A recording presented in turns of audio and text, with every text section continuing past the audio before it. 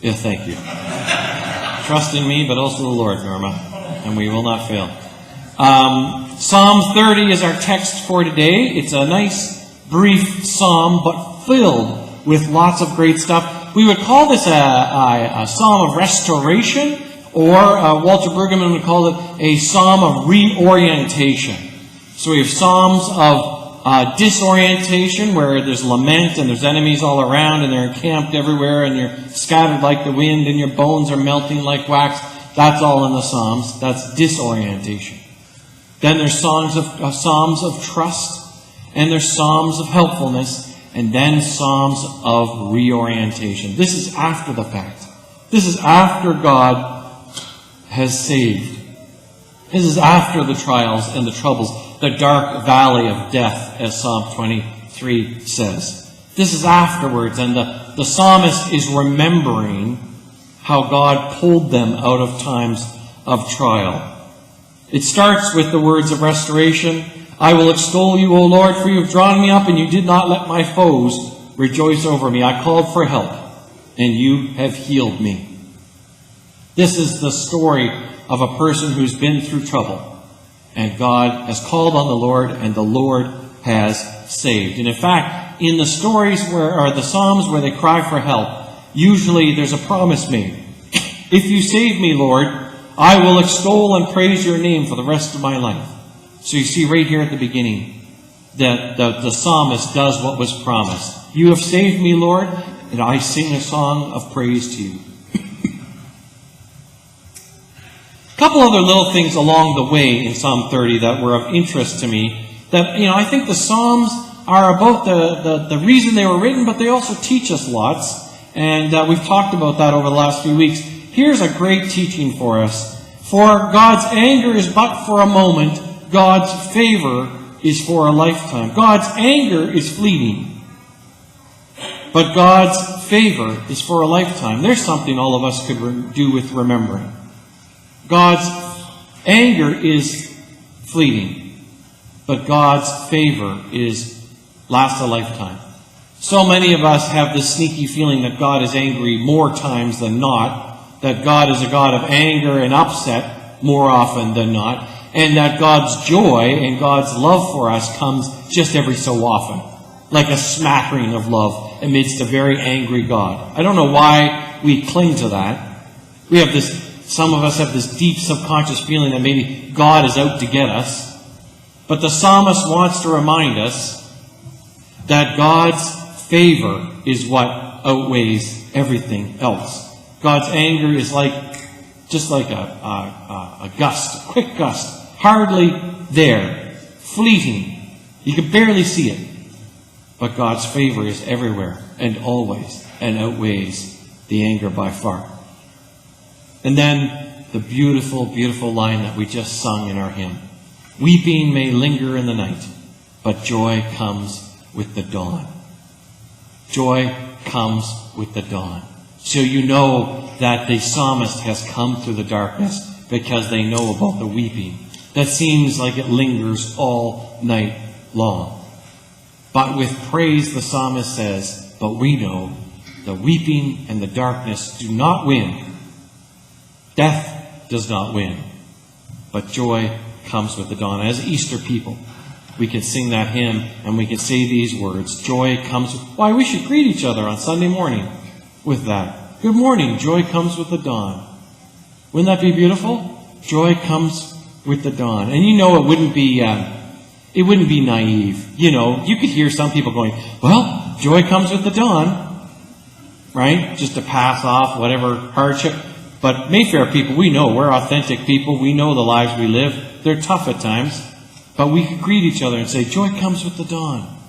And we would lift up that hopefulness with each other. We would extol God's name by saying, joy comes with the dawn. Can you imagine doing that? No, nobody wants joy to come with the dawn. Can you imagine saying that? Joy comes with the dawn. Good morning, Christian sister. Good morning, faithful brother. Joy comes with the dawn. I think we could set up a phone tree, and the first thing you hear on Sunday morning at 7:30 or 6:30 or 5:30, whenever all you people get up, you get a phone call. And it'd be somebody from Mayfair United Church saying, good morning. Joy comes with the dawn. I think that would be awesome. Penny, you would be awesome at that. And I would say, thanks, Penny. I'm going to hang up the phone. Joy comes with the dawn. Imagine we could get a phone call happening every Sunday morning.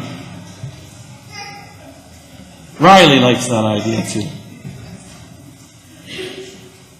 Or better yet, and this is what many of us really need, we could show up at each other's doors with a coffee in our hands and then say joy comes with the dawn. We might be more prepared. Archie's like, yeah, not until my coffee comes. Weeping may linger in the night, then I have a coffee and joy comes with the dawn. As the psalm moves along into verse 6, the psalm writer starts to tell some of the story so we can get an idea what happened. As for me, I said in my prosperity, I shall never be moved. By your favor, O Lord, you have established me as a strong mountain. Can you imagine the person walking around saying, as for me in my prosperity, I shall never be moved. God has made me as strong as a mountain. That's the gospel of prosperity, we call that. You can hear it in a lot of churches in Saskatoon right this very day. God must love you more than those other people because you have become prosperous. You have become wealthy. You must have prayed enough. You have a great house and a full family full of love.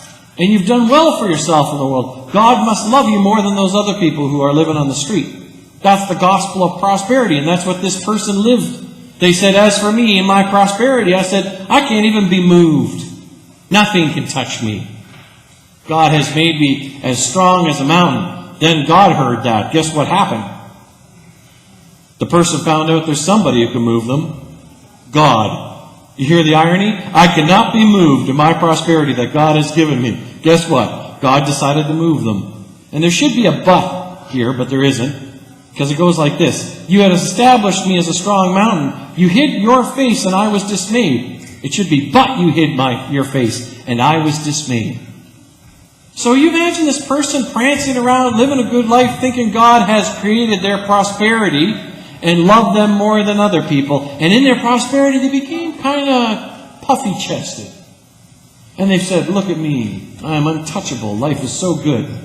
My future's so bright, I got to wear shades, we'd say. Right? And they're waltzing around thinking God did all that for them and didn't do it for other people, and they're so awesome. And God got wind of that.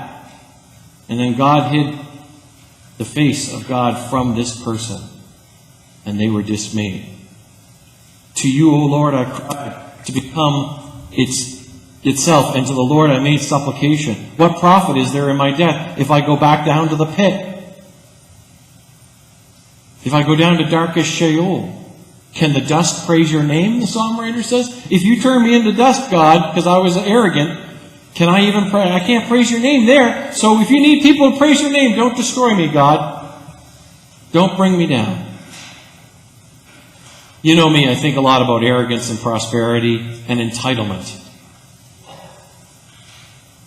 I think about those of us who think that we actually have done it all ourselves or that God has blessed us more than others. I was thinking about that in the context of the Canada 150. I have to tell you, and some of you may have imagined, but I have really wrestled this year with celebrating Canada's 150th. And I know you've seen the arguments daily in the Star Phoenix, back and forth, both sides. I'm sure on talk radio they've talked about it.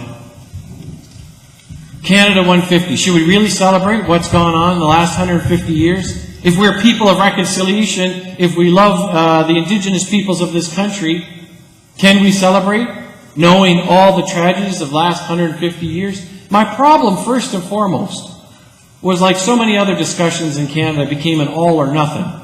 There was tragedy, so we're not celebrating.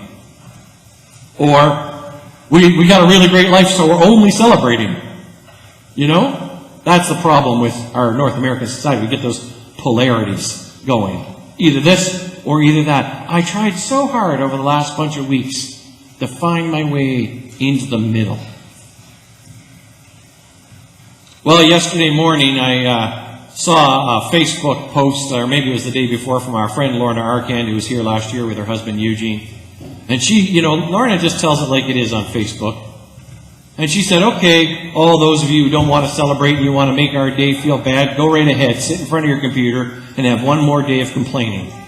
But I'm going to just get to it and celebrate. Something like that. I'm paraphrasing Lorna's words.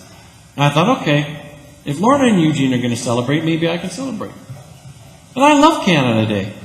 I put out all my flags. I get my Nova Scotia flag out and my Canada flag. This year I put up the Reconciliation flag on my house as well. Put them all out. Last night someone stole one of my Canada flags, if you can believe it. We had two up, and they thought that was just awful. So they tore it right off the house. It was the old beat-up one anyway, so they could have it. Who steals a Canada flag on Canada Day? Joy comes with the dawn. Joy comes with the dawn. Right on, David Curtin. Joy comes with the dawn. Yeah, they can have my beat-up old flag. Didn't bother me that much. Reverend Deb always says when there's been a theft, well, I guess that person really must have needed it. Maybe they needed a Canada flag, kind of torn now. I wrestled with what to do.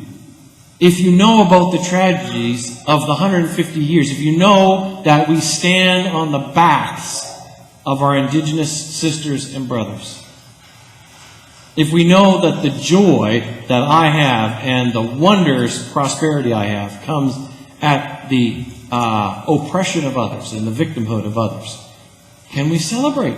What's to celebrate? So I had my health sick brother Delbert. He put up health sick, Canada 15,000 or 14,000 years, and Deb put up. We shared a thing yesterday, Canada 15,000. You just add a couple zeros, to kind of honor. So I found ways to work our way into being mindful but celebrate at the same time. It's tricky. It's tricky, but I don't think it's all or nothing. And I took my cues from some Indigenous friends that I have about what to do. And in the weeks to come, because Canada 150 didn't end yesterday, got a whole another 6 months, right?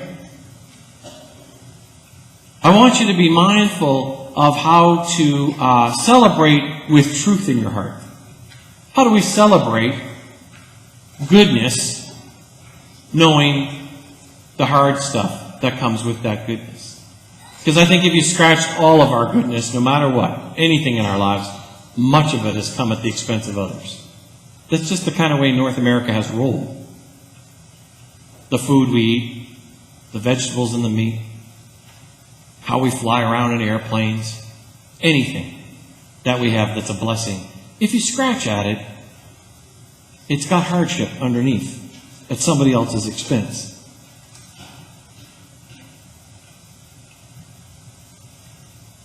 The Lord shaped this person again. In their prosperity, the Lord broke them down and then rose them up in a new way. And now they could write in authenticity this song of praise. Here's what I think about reconciliation. I think reconciliation in Canada between Indigenous and non-Indigenous peoples is the greatest opportunity the church has to finally be remade the way God wants the church to be. I think if we actually stop and listen to Indigenous peoples in Canada and how they think we could live better as a people, as a nation, as nations, and as a church, we will actually start to look like the church God has in mind. Look like the people. I think reconciliation work in Canada and the tough places it takes us is actually God reforming us from our prosperity and our entitlement to a place of wholeness and authenticity and true celebration. We are building a new house in Canada. Even the Prime Minister spoke of it in his speech from Parliament Hill yesterday, acknowledging the thousands and thousands and thousands of years. In fact, they found like mammoth bones or something in California a while back that they think are like 125,000 years old, and they have marks, human hunting marks on them. They couldn't be broken in the way they're broken any other way than by being smashed against a rock by a human being. Think about that. It's a long time. Up in Prince Rupert Presbytery in northern British Columbia and the Central Coast, that's the presbytery that Bella Bella belongs to. They meet twice a year, and they don't debate, and they don't take a vote. All of their meetings are run on what we call consensus. It's an ancient tradition, and it's part of the traditions of the Indigenous peoples of Canada. Consensus gathering. It takes a long time. People's opinions are tempered by each other. Someone doesn't get up on a microphone and say, I am voting yes for this motion because I believe this, and then the people who are going to vote no don't feel like speaking because that person spoke so well. That's not how consensus works. And a person doesn't get to say, I'd like to move an amendment to the amendment about that first amendment. Where are we? And then they debate the amendment to the amendment. That's how settler peoples like to do it. It's, again, based on polarities. You're either this way or you're voting this way. Imagine our church meetings like Prince Rupert Presbytery, where you sit in conversation and come to consensus. And we say, is everybody here? Are we in agreement now? If there's one person who's not, you keep talking. And you keep praying. And you keep singing. Until everybody is in the fold and you're moving in one direction together. And everyone can faithfully say, I might disagree, but I can live with it. Or, I really agree with this, let's go forward. That's consensus. And it's a teaching that Indigenous peoples in Canada have for the Christian church. And it seems a whole lot like Jesus might want, if you ask me. Learning from Indigenous peoples. Reshaping the way we do church. Reshaping the way we see community and relationship, from the way we have meetings to the way we eat together to the way we worship. I think has the great possibility. No, I know it has the great possibility of helping us become the church we were meant to be. Down in verse 11 it says, God, you have turned my mourning into dancing. You have taken off my sackcloth and clothed me with joy. This is the second time I remember hearing mourning, sadness, and dancing put together. Mourning, deep sadness, and dancing. Ecclesiastes 3, for every time there is a season, for everything there is a season, a time for mourning and a time for dancing. I always thought that was a little odd. We would have said a time for mourning and a time for happiness, or a time for mourning and a time for joy. Not the Old Testament, the Hebrew Scriptures say a time for mourning and a time for dancing. But this time in Psalm 30 I realized why. Because in the ancient Hebrew tradition, mourning and dancing both had different types of clothes to wear. Both had visible ways of showing the world how you were doing with your God and your community and with yourself. And so there was sackcloth and ashes to wear if you were in mourning, and everybody would know it. And if you were dancing, you had your dancing clothes on, and everybody would know it.